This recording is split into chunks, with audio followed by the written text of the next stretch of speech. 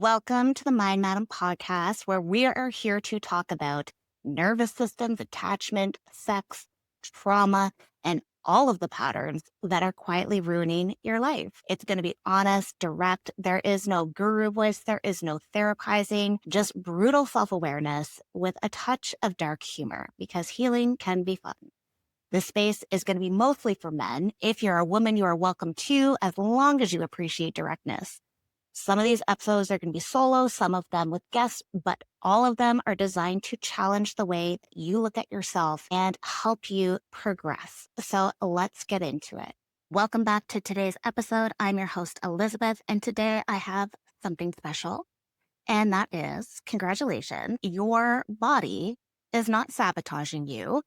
It is actually trying to protect you. Today is really all about your nervous system.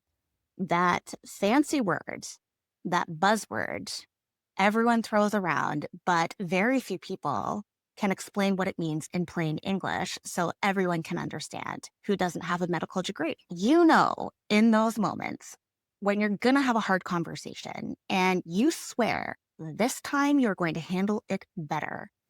It's not going to be like last time. You're going to tell yourself, I'm not going to lose it. I'm going to remain calm. I'm going to be mature. I'm going to stick to the facts at hand. And 2 seconds into this mature adult conversation you're planning on having, bam, triggered. Maybe you rage, you shut down, pick your poison, doesn't matter what you do, but something unwanted happens. We think it comes out of nowhere. It's like I was fine until I wasn't. Well, it doesn't come out of nowhere. In fact, your body will always fire your triggers first, telling you something to pay attention to. Your brain then writes the story second. Most people think the brain leads. Nope, the body does. Your nervous system. It's almost like a computer algorithm for fight, flight, freeze, or fawn. It scans for danger 24/7. That's its purpose. If your chest feels tight, your gut will drop. Maybe there is heat in your face, you're getting flushed. That is your early alarm that something is about to go down and something probably not fun.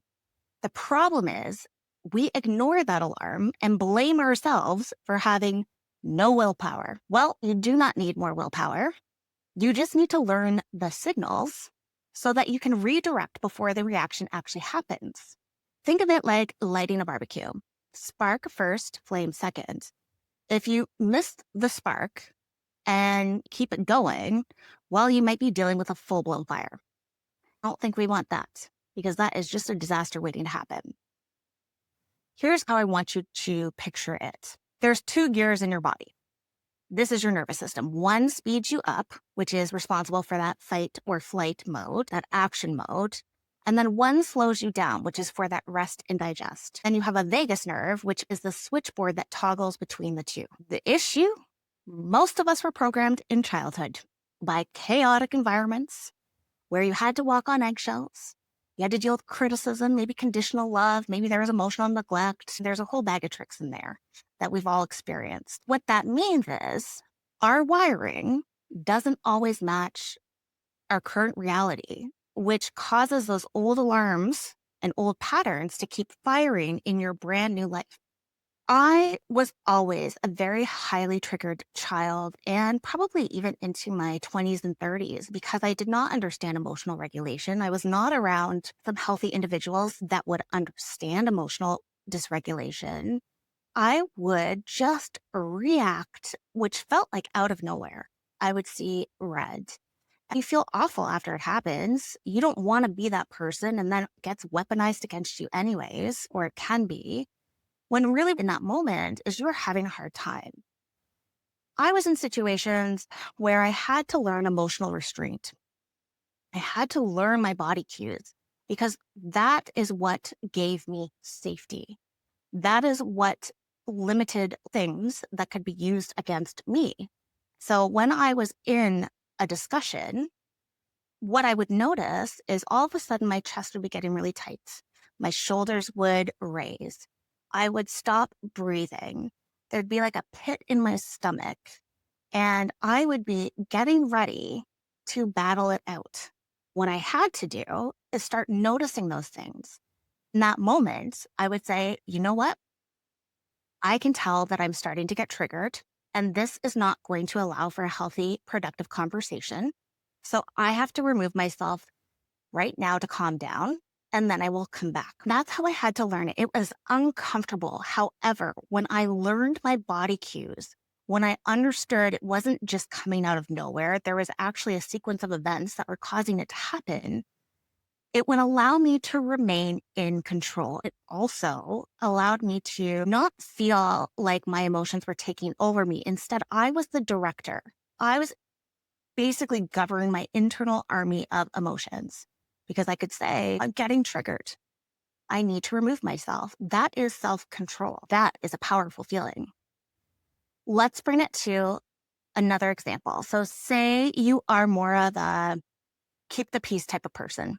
There's plenty of us out there. No one really wants to get into conflict and hard discussions, even though we need to. But say you're about to say yes to something you know you don't want to do because you're going to feel guilty if you don't say yes.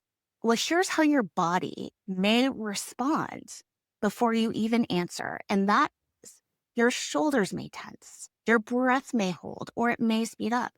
That chest may tighten, and it honestly feels like a hand squeezing on your heart muscles. It doesn't hurt, but there is this intense pressure. At least that's how I felt. Now that we've had this beautiful concoction of physical reactions happening in our body, your brain is instantly filling in the blanks. If I say no, they're going to be mad. They'll leave. I'll be the bad guy once again. And that is not truth. You cannot predict how they will take it. This is just old wiring. The old wiring that flips the switch to tell your same story and your patterns over and over again. An old story that you preemptively tell yourself to make it okay with disappointment. The skill is to catch it, name it, pause. There is power in pause. I know a lot of people think if you're an action taker, it's all about how fast you do it. No, you have to take smart actions. We don't just want to take every action. We want to reflect and we want to say, in that moment, my body thinks I am unsafe because that's what's happening. You're preemptively prepping for the other shoe to drop. In that moment, take 2 breaths. Decide, do you even want to answer this text right now? Is there a better time when you are more clear when you can do it? Yes, by theory, this sounds incredibly simple.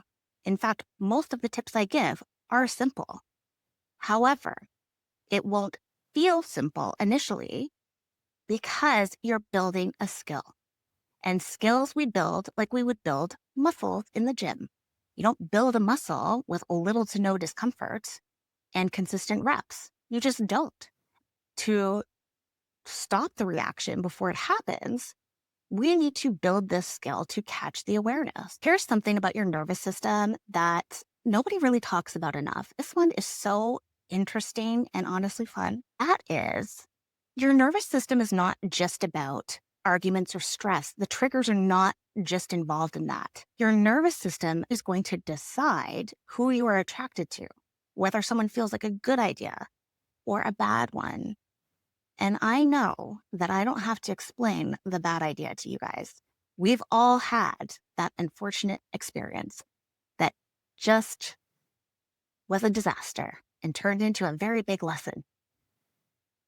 That pull towards that person who both simultaneously lights you up and wrecks you at the same time, they aren't healthy for you.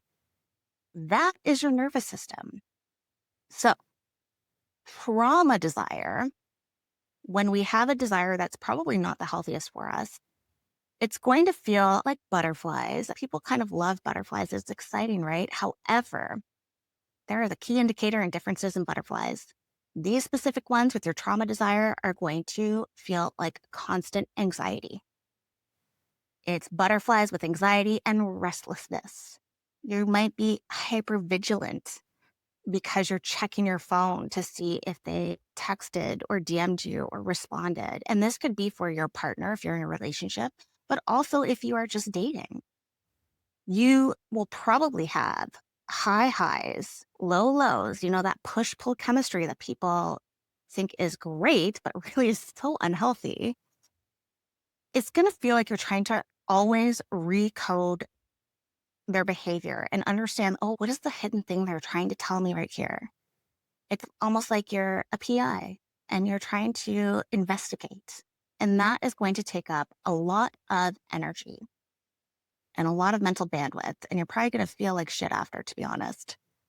Now, safe desire, one that people do not talk enough about, that is going to feel both exciting and calm, like the best of both worlds, like polarity in motion. And if you think about it, it's contrast. Life is better in contrast. Think of a picture. Would you rather have a picture that is very flat and one dimensional? Or would you rather have a picture with contrast that shows both the dark and the light? It brings that picture to life. That's what that polarity of exciting and calm experience together gives. It's like this beautiful experience. Your body is going to feel like it takes this big exhale, like you just let out all that tension you were holding. Your muscles are going to relax, and we know that means for better things, but I'll leave it at that. It's going to be freeing because you get to be you. They get to be them, and you get to meet in the middle in this safe desire bubble. Most people confuse safe desire with boring, especially if you grew up in chaos. And that's because you're used to chaos and drama and roller coasters. I myself used to think, oh God, that's going to be so boring.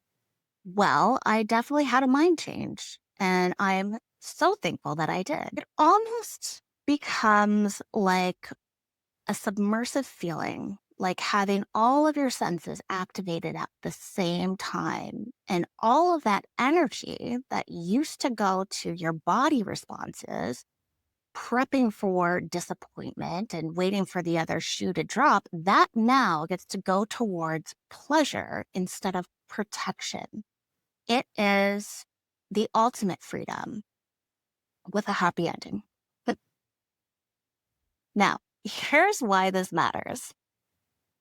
Whether it's who you are drawn to or how fast you snap in an argument, it all comes back to the same thing. Your nervous system is the driver of your life. It does not matter what car you switch to. You could have a rusted out bucket or you could have a high-end Audi, but you are still the same driver amongst all of those cars. You're still going to get the same outcomes unless you learn your body responses. When you don't know what's going on, when you don't know what it's doing with your body, you think that you are the problem.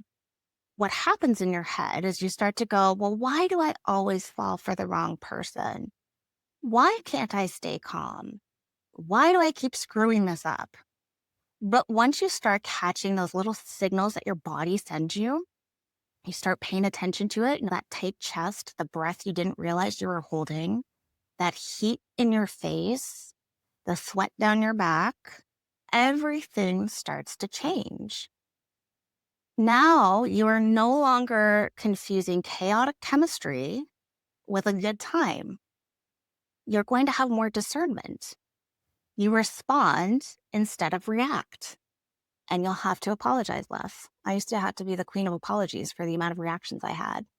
I really just wanted to stop having to apologize, which is part of the reason I learned my body cues. You finally make choices from right now instead of whatever fear has been running your life since you were 8. And no, you are not alone. I think almost every adult out there right now is a wounded little child in an adult body.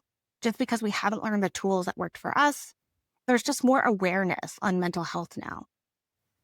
And listen, you are not going to fix this all at once, and don't expect to. It takes practice. You start small. We don't start big here. We do small micro actions which lead to big changes. Here's what I want you to do this week.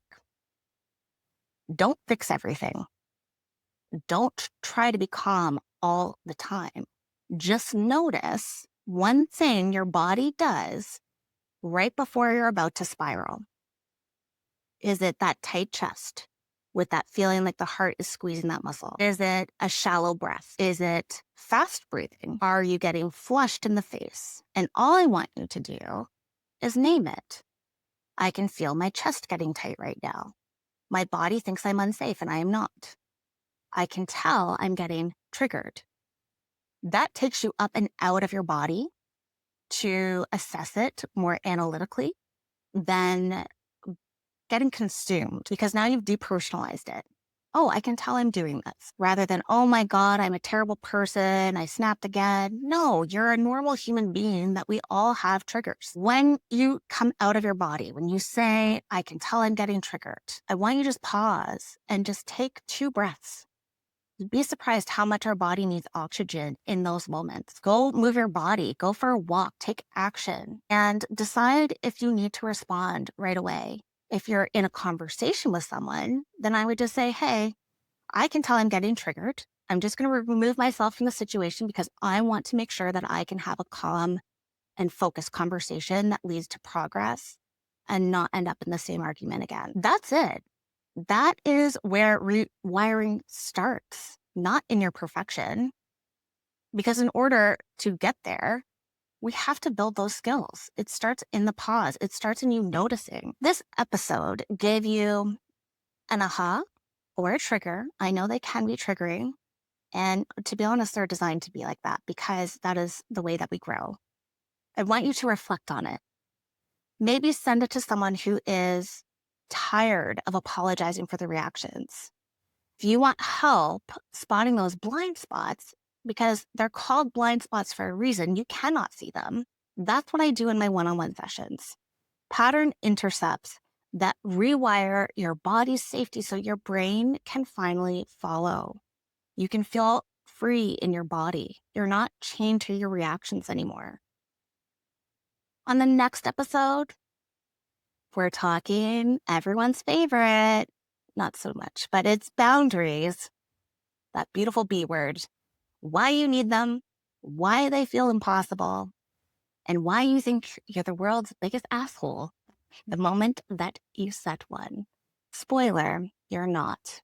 You're a human being that deserves boundaries. I'll catch you on the next one. All right, so that's it for today's episode of the Mind Madam podcast. If something hit home for you, share it, send it to a friend, or even just sit with it for a moment and reflect. That's really where the real work starts. And if you want more tools or just keep the conversation going, you can find me over on Threads and Instagram at The Mind Madam, at my website, www.themindmadam.com. Check out the links in the show notes for that.